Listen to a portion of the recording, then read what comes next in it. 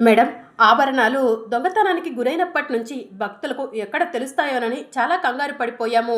ఆ విషయం భక్తులకి కూడా తెలియకుండా ఇన్ని రోజులు దాచిపెట్టాము. ఇప్పుడు భక్తులకు కూడా ఆభరణాలు దొంగలించబడ్డాయని తెలిసిపోయింది. మేము కూడా వాటి కోసమే ఎదురు చూస్తున్నాం మేడం అని చెప్పి ఎండ్రోమెట్రిక్ ఆఫీసర్స్ అవనితో చెప్తూ ఉంటారు. నేను ఆభరణాలు వెతికి తీసుకురావడం కోసం వెళ్ళినప్పుడు నా ఉద్దేశం వేరు. ఆభరణాలు ఎప్పుడైతే అత్త ప్రాణంతో ముడిపడి ఉన్నాయని తెలిసిందో నా ప్రాణం అడ్డు పెట్టైనా సరే అత్త ప్రాణాలు నిలబెట్టాలని అనుకున్నాను. అనుకున్న విధంగానే ఆభరణాలను దక్కించుకున్నాను. నాతో పాటు తీసుకొచ్చాను. కారులో ఉన్నాయి అని చెప్పి అవని వేదవతి కుటుంబ సభ్యులకి అలాగే ఎండ్రోమెట్రిక్ ఆఫీసర్స్కి చెప్తూ ఉంటుంది. అయితే వెళ్ళి తీసుకురమ్మా, నీ గొప్పతనం మరొకసారి అందరికీ తెలియాలి అని చెప్పి పెద్దిరాజు అంటూ ఉంటాడు. ఈ సందర్భంలో మీ అందరికీ నేను ఒక ముఖ్యమైన విషయం చెప్పాలనుకుంటున్నాను. ఈ పరిణామాలన్నీ జరగటానికి కారణం ఈ మాయ అని చెప్పి అవని వేదవతి అలాగే పల్లెటూరి ప్రజల సమక్షంలో మాయను పాయింట్అవుట్ చేస్తూ చెప్తూ ఉంటుంది. బాబా, నిన్ను అడవికి తీసుకెళ్లాను. ఆభరణాలు ఎక్కడ ఉన్నాయో వెతికి పట్టుకుందాం అనుకున్నాము. గుర్తుందా? ఆ రోజు ఆభరణాలు మనకి దొరకకుండా ఈ మాయ మనుషులే దాచిపెట్టారు. నా ప్రాణాన్ని పళంగా పెట్టాల్సి వచ్చింది వాటి కోసం అని చెప్పి అవని అందరి ముందు చెప్తూ ఉంటుంది. ఏ ఆధారం చూపించి మాయ ఇదంతా చేసిందని రుజువు చేస్తున్నావు? ఆభరణాలను సంపాదించావేమో కానీ నా కోడలు మాయపై నింద వేయటం మంచిది కాదు అని చెప్పి వేదవతి అవనిని అంటూ ఉంటుంది. మాయపై నువ్వు ఎలాంటి నింద పడితే అలాంటి నింద వేస్తే మేమంతా నమ్ముతామా ఏంటి అని చెప్పి నిహారిక అంటుంది. మాయలాంటి డబ్బున్న అమ్మాయి ఆభరణాలు కావాలనుకుంటే డబ్బు పెట్టి కొనిగలదు. అలాంటిది మాయ ఆభరణాలను దొంగతనం చేసిందని ఎలా అంటావు అని చెప్పి వసంత అవనిని అంటూ ఉంటుంది. మాయా మేడం, నీకు బాసు ఆవిడిచ్చిన ఇంట్లో ఉంటున్నావు, ఆవిడ పెట్టిన తిండి తింటున్నావు. అలాంటి ఆవిడపై బురద చిమ్మటానికి నీకు సిగ్గుగా లేదా? దేవుడు నీకు తప్పకుండా శిక్ష వేస్తాడు అని చెప్పి కృష్ణబాబు అంటూ ఉంటాడు. అవని ముందు వెళ్ళి ఆభరణాలు తీసుకురా అని చెప్పి శ్రీకర్ అంటూ ఉంటాడు. ఇక అవని కారు దగ్గరకు వెళ్ళి అమ్మవారి ఆభరణాలు తీసుకొని ఇంట్లోకి వస్తూ ఉంటుంది. ఎదురుగా మాయ వస్తుంది. మాయ ఆభరణాలను చూసి షాక్ అవుతుంది. ఏంటి మాయ, ఆభరణాలను చూసి షాక్ అయ్యావా? అడవిలో ఆ మాంత్రికుడు నేను ఆభరణాలు తీసుకోకుండా నలుగురు రాక్షసులను పెట్టాడు. ఆ నలుగురు రాక్షసులను కూడా అమ్మవారి దయతో ఆ రాక్షసుల్ని అంతం చేసి ఆభరణాలను సంపాదించగలిగాను. చూడు మాయ, నీకు, నిహారిక్కు, వసంత వదినకు, కృష్ణబాబు బావకు ఒక్కటే చెప్తున్నాను. అబద్ధం 4 నెలలు ఉంటుందేమో కానీ నిజమే ఎప్పటికీ కూడా ఉంటుంది. ఆ విషయం మర్చిపోవద్దు అని చెప్పి అవని మాయకు చెప్తూ ఉంటుంది. నీ వల్ల నేను కొన్ని రోజులు సఫర్ అయ్యాను, కానీ ఇప్పుడు మాత్రం నేను చాలా హ్యాపీగా ఉన్నాను. ఇప్పుడు చెప్పు, నా బావ ఇంకా నీ సొంతం అవుతాడా? నా మెడలో ఉన్న తాళిని తీసి మీకు ఇవ్వగానే నా బావ మీ మెడలో మళ్ళీ ఆ మాంగళ్యాన్ని కడతాడా? ఇంకా మీకు నమ్మకం ఉందా అని చెప్పి అవని మాయను అంటూ ఉంటుంది. ఆభరణాలు అమ్మవారికి సమర్పించిన తర్వాత పెద్ద బ్లాస్టే ఉంది. నీకే కాదు అందరికీ కూడా పెద్ద షాకింగ్ న్యూస్ అని చెప్పి అవని మాయకు చెప్తూ ఉంటుంది. సరే, ముందైతే ఆభరణాలు తీసుకొని లోపలికి వెళ్తాను అని చెప్పి అవని లోపలికి వెళ్ళబోతూ ఉంటే అవని వెయిట్ వెయిట్, నువ్వు చూపించబోయే బ్లాస్ట్ ఏంటో నేను చెప్పనా? నీ కూతురు గురించే కదా అని చెప్పి మాయ అంటుంది. దాంతో అవని షాకింగ్గా చూస్తూ ఉంటుంది. అర్చన అక్షయ్గా మారిపోయిందంట కదా, అక్షయ్ను ఇక్కడికి తీసుకొచ్చావంట కదా అని చెప్పి మాయ అడుగుతూ ఉంటే అవని షాకింగ్గా చూస్తూ ఉంటుంది. అవని, నువ్వు ఇప్పుడు ఆభరణాలు తీసుకెళ్ళి అందరి ముందు చూపిస్తే జయహో వీరనారి అంటారు. ఆ తర్వాత ఏం జరుగుతుందో తెలుసా? అమరహే అక్షయ అంటారు అని చెప్పి మాయ చెప్తూ ఉంటుంది. అవని టెన్షన్ పడుతూ మాయ వైపు చూస్తూ ఉంటుంది. ఏంటి అవని, నీ కూతురు అక్షయ్ను తీసుకొని ఈ పల్లెటూరికి వచ్చావని తెలుసు. నడి వయసు ఉన్న ఒక భార్యాభర్త దగ్గర నీ కూతుర్ని వదిలిపెట్టి వెళ్తుంటే దూరం నుంచి నా మనిషి చూశాడు. ఇప్పుడు నా మనిషి చేతుల్లో ఆ భార్యాభర్త నీ కూతురు అక్షయ బందీగా ఉన్నారు. నువ్వు నా గుట్టు బయట పెట్టాలనుకుంటే, ఈ ఆభరణాలు తీసుకెళ్ళి అందరి ముందు బయట పెట్టాలనుకుంటే పెట్టేసేయ్. ఆ తర్వాత నా మనిషి నిర్దాక్షణ్యంగా నీ కూతుర్ని చంపేస్తాడు. నేను చెప్పేది అబద్ధం అనుకుంటున్నావా? నీకు నిజమో కాదో ఇప్పుడే చూపిస్తాను అని చెప్పి మాయ తన ఫోన్లో ఉన్న వీడియోని అవనికి చూపిస్తూ ఉంటుంది. అందులో సామి మనిషిగా మారి అక్షయ్ను అలాగే అక్షయ్ను దాచిపెట్టిన భార్యాభర్తని బంధించి ఉంచుతాడు. ఇదంతా కూడా ఫోన్లో మాయ అవనికి చూపిస్తూ ఉంటుంది. వెళ్ళు అవని, ఇప్పుడు నువ్వు నా గుట్టే బయట పెడతావో లేదంటే నీ కూతుర్నే కాపాడుకుంటావో కాపాడుకో అని చెప్పి మాయ చెప్పడంతో అవని ఆలోచనలో పడుతుంది. ఇక మరోవైపు ఏంటి అవని ఆభరణాలు రావటానికని కారు దగ్గరకు వెళ్ళి ఇంకా రాలేదు అని కృష్ణబాబు అంటూ ఉంటాడు. లేకపోతే ఆభరణాలు తీసుకొని అట్నుంచి అట్టే పారిపోయిందా ఏంటి అని కృష్ణబాబు అంటూ ఉంటే, నువ్వు చేసే పనులు అవని మీదకు నెట్టకు బాబు అని చెప్పి పెద్దిరాజు అంటాడు. అవని వెళ్ళి చాలాసేపు అయింది, అవని వెనకే మాయ వెళ్ళింది. మాయ అసలు అవని వెనుక ఎందుకు వెళ్ళి ఉంటుంది అని చెప్పి నిహారిక ఆలోచిస్తూ ఉంటుంది. అప్పుడే అవని లోపలికి వస్తుంది. అవని ఆభరణాలు ఎక్కడా అని శ్రీకర్ అడుగుతూ ఉంటాడు. అదేంటండి ఎంటీ హ్యాండ్స్తో వచ్చారు, ఆభరణాలతో వస్తామనుకుంటే అని చెప్పి ఎండ్రోమెట్రిక్ ఆఫీసర్స్ అవనిని అడుగుతూ ఉంటారు.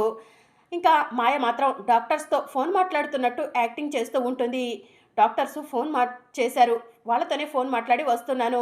అవని ఆర్నమెంట్స్ ఎక్కడా అని చెప్పి మాయ ఏమీ తెలియనట్టు అడుగుతూ ఉంటుంది. ఆ విషయం గురించే అడుగుతున్నామమ్మా, బెల్లం కొట్టిన రాయిలా నుంచుంది అని చెప్పి వేదవతి మాయకు చెప్తూ ఉంటుంది. ఈ మాటలు విన్న నిహారిక దూరం నుంచి సంథింగ్ ఈజ్ రాంగ్, మాయ ఏదో దాస్తుంది అని చెప్పి మనసులో అనుకుంటుంది.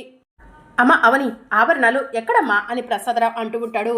ఆభరణాలు తీసుకొద్దామని కారు దగ్గరకు వెళ్ళాను, ఆభరణాలు కనిపించలేదు మోయ అని చెప్పి అవని అంటుంది. ఆభరణాలు కనిపించకపోవడం ఏంటమ్మా అని చెప్పి పెద్దిరాజు అంటూ ఉంటాడు. అదే అర్థం కావట్లేదు అన్నయ్య, ఎవరో కావాలనే ఆభరణాలను మాయం చేసినట్టు అనిపిస్తుంది అని చెప్పి అవని అంటుంది. అమ్మ అవని, నువ్వు ఆభరణాలు తీసుకురావటం ఎవరికో తెలిసి చేతివాటం చూపించుంటారు, వాళ్ళు ఈ ఊర్లోనే ఎక్కడ ఉంటారు, ఊరంతా గాలిద్దాం పదండి అని చెప్పి పెద్దిరాజు అంటూ ఉంటాడు. ఊరిలో వాళ్ళకు అలాంటి అలవాట్లు లేవండి, ఎవరో బయట వాళ్ళు అయ్యుంటారు అని పల్లెటూరి ప్రజలు అంటూ ఉంటారు. అయితే పదండి, వాళ్ళు పొలిమేర అయితే దాటి ఉండరు, పదండి వెళ్ళి వెతుకుదాం అని చెప్పి పల్లెటూరి వాళ్ళు అంటూ ఉంటే, ప్లీజ్ దయచేసి ఆగండి, మీరు ఎంత వెతికినా కూడా వాళ్ళు దొరకరు అని చెప్పి అవని అంటుంది. అవని ఏం మాట్లాడుతున్నావు నువ్వు అని చెప్పి శ్రీకర్ అంటూ ఉంటాడు. అవును బావా, ఆభరణాలు ఎత్తుకెళ్ళిన వాళ్ళు మనం ఎంత వెతికినా కూడా దొరకరు అని చెప్పి అవని అంటుంది. అదేంటి ఇప్పటి వరకు ఆభరణాలు తీసుకొచ్చానని చెప్పి నా పైన నింద మోపావు కదా అవని, ఇప్పుడు ఆభరణాలు లేవు మిస్ అయ్యాయి అంటున్నావు, ఆభరణాలు నువ్వే దాచిపెట్టేశావా ఏంటి, వాటిని అమ్ముకొని జీవితంతో హ్యాపీగా ఉందామనుకుంటున్నావా ఏంటి అని చెప్పి మాయ అడుగుతూ ఉంటుంది. ఇప్పటి వరకు తెగ కబుర్లు చెప్పావు కదమ్మా, ఇప్పుడు నోట్ల నుంచి మాటలు రావట్లేదేంటి అని చెప్పి వసంత అవనిని అడుగుతూ ఉంటుంది. ఒరే శ్రీకర్, చూసావారా, దీని గురించి చాలా గొప్పగా చెప్పావు కదరా, ఇది మన కుటుంబ గౌరవాన్ని నిలబెడుతుందని, పరువుని కాపాడుతుందని, నా ప్రాణాలు నిలబెడుతుందని, చూసావా దీని బుద్ధి ఏంటో అర్థమైందా అని చెప్పి వేదవతి శ్రీకర్ని అడుగుతూ ఉంటుంది. ఏమ్మా అవని, ఆభరణాలు ఉన్నాయని చెప్తేనే కదా మేము ఇక్కడికి వచ్చింది, వాటి విషయంలో మేము ఎంత సీరియస్గా ఉంటామో మీకు తెలుసు కదా, ఆభరణాలు నీ చేతికి వచ్చాయి, నీ చేతి నుంచే మాయమయ్యాయి, నీకు 4 రోజులు గడువిస్తున్నాము, ఈ 4 రోజుల్లో ఆభరణాలు తీసుకొచ్చి మాకు అప్పచెప్పాలి అని చెప్పి ఎండ్రోమెట్రిక్ ఆఫీసర్స్ అవనికి వార్నింగ్ ఇచ్చి అక్కడి నుంచి వెళ్ళిపోతారు. అమ్మ అవని, నీ పైన పెట్టుకున్న నమ్మకాన్ని నువ్వు వమ్ము చేసుకున్నావమ్మా అని ప్రసాదరావు అంటూ ఉంటాడు. అందుకేనండి దీని మాయ మాటలు నమ్మొద్దని నేను మొదటి నుంచి చెప్తూనే ఉన్నాను. ఈ ఆభరణాల విషయం పక్కన పెట్టండి, పెళ్ళి ఎలా జరగాలని మనం అనుకున్నామో అలా జరగాలి, ఎట్టి పరిస్థితిలో పెళ్ళికి ఆటంకం కలగకూడదు, సిద్ధేశ్వర స్వామి చెప్పిన మాటల గురించి ఆలోచించకండి, నా ప్రాణాలు పోవాలని రాసి పెట్టుంటే పోతాయి, నేను బ్రతికుండాలని రాసి పెట్టుంటే బ్రతికుంటాను, అంతేకాని నా ప్రాణాల గురించి ఆలోచించి ఈ పెళ్ళిని మాత్రం ఆపవద్దు అని చెప్పి వేదవతి కుటుంబ సభ్యులందరి సమక్షంలో చెప్తూ ఉంటుంది. ఇక మరోవైపు అక్షయను అవని ఒక భార్యాభర్త దగ్గర ఉంచింది కదా, వాళ్ళను ఆ మాంత్రికుడు ఒక కట్టెకు కట్టిపడేసి ఉంచుతాడు. అక్షయ సోఫాలో కూర్చొని ఉంటుంది.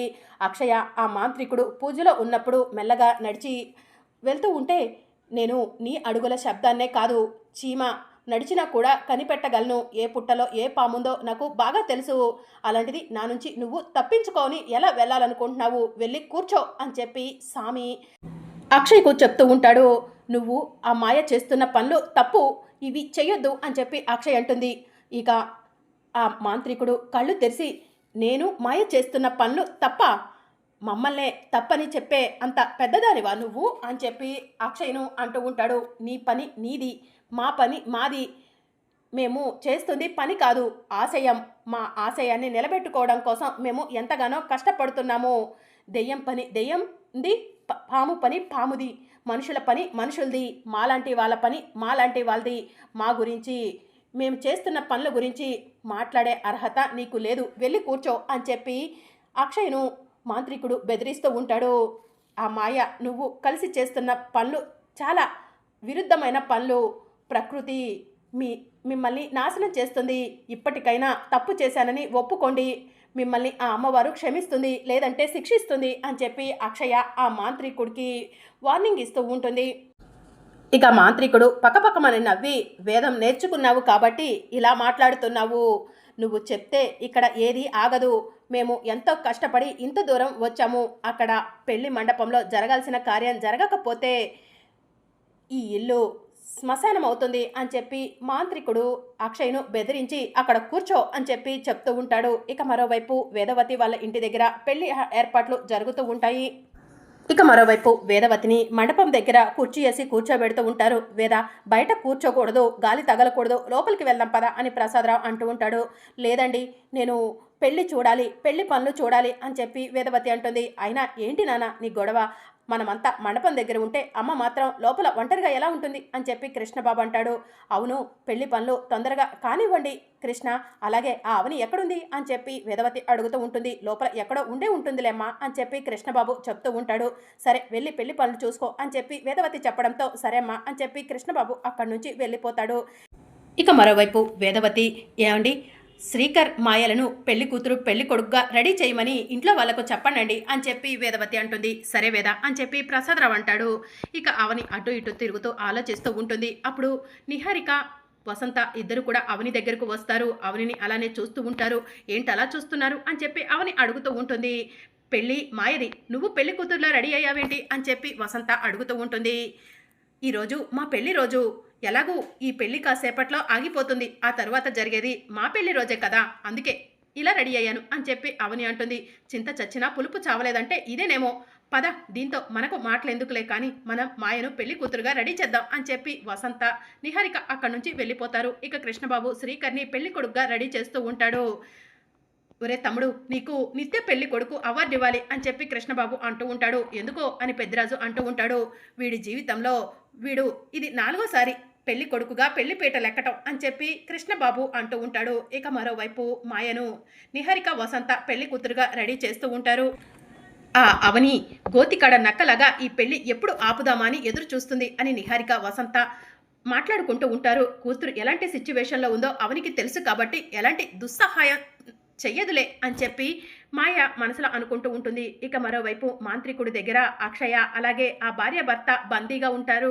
ఇక రేపటి అప్కమింగ్ ఎపిసోడ్లో ఏం జరుగుతుందా అంటే, అవని ప్రసాదం చేసి వేదవతి దగ్గరకు ప్రసాదం తీసుకొని వెళ్ళి, ఈ ప్రసాదం తినండి, మీకు పోసిన అమ్మవారు పోతుంది, అంతేకాదు మీరు ప్రాణాపాయం నుంచి కూడా బయటపడతారు అని చెప్పి అవని వేదవతికి ప్రసాదం ఇస్తుంది. వేదవతి ప్రసాదం తినగానే వేదవతికి పోసిన అమ్మవారు మాయమైపోతుంది. అవని, నీవు చేసిన ప్రసాదం తినటం వల్లే నాకు అమ్మవారు పోయింది, అంతేకాదు నేను ప్రాణాపాయ స్థితి నుంచి కూడా బయటపడ్డాను.